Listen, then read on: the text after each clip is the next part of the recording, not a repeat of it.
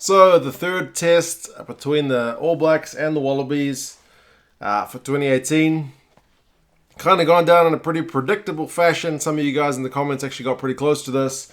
37 points to 20, 5 tries to 2. Squire, Reid, Bowden Barrett, Ben Smith, and Rico Ioane for the All Blacks. Sefa Naivalu and Israel Folau for the Wallabies. Tough pill to swallow for the Wallabies. Michael Hooper talked about it, and other guys have talked about it. It's just go in the 80. The Wallabies can compete, but it's just not for long enough. First half, by halftime it was 17 points to 10. Statistically, the match was actually, New Zealand had a whole lot of possession and territory. I think it was like 34% to Australia possession and 28% territory. So they were under the pump. But their tackling percentage was 88%. So they were doing, 88% is very high. The All Blacks were only at 81 for their efforts. Anything above 80 is okay. Getting towards 90 is kind of outstanding. So the Wallabies were doing an admirable job. And within 7 points, it's still game on. Run meters, despite the fact that All Blacks had that much possession territory, run meters were 150 to Australia, 160 to the All Blacks. Only 10 more run meters. But by full time, obviously the scoreboard had kind of blown out a bit. Aussie's tackling percentage was down to 75%. So something always happens in that second half.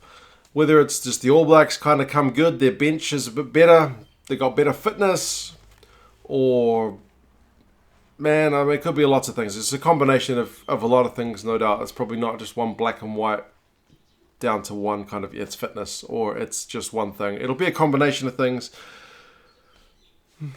But yeah, if they can ever figure out what those things are, we could potentially see some closer games, because that's still a pretty comfortable win.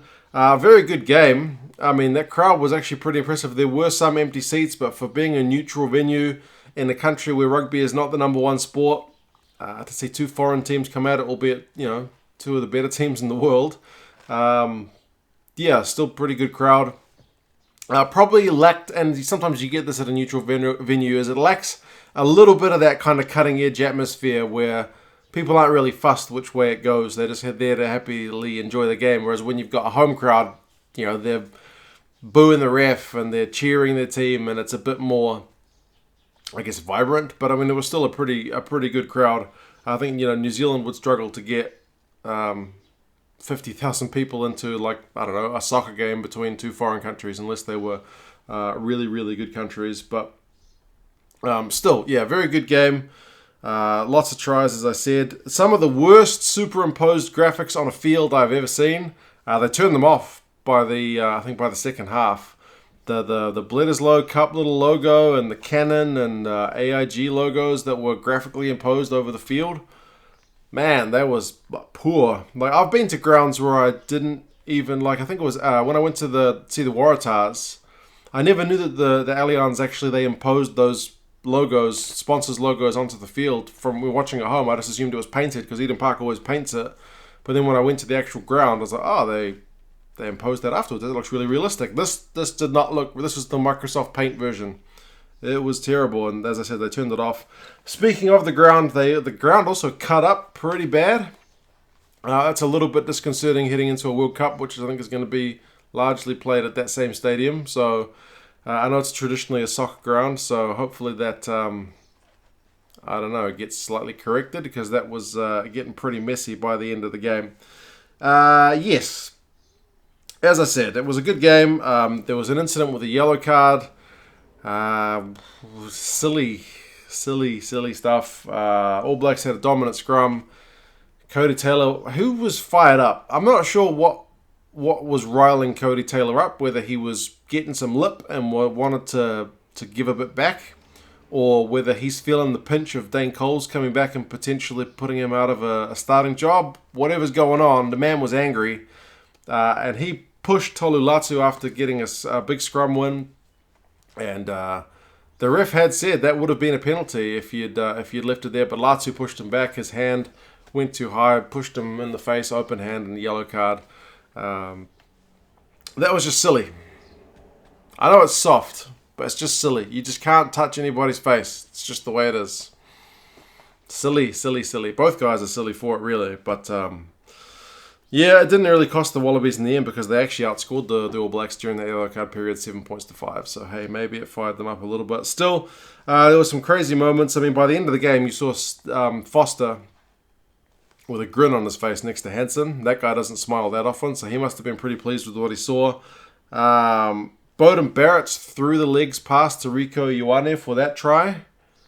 I mean, he passed that a long way, flicked through his legs. That kind of should have been penalised because that's just insulting. It was that good.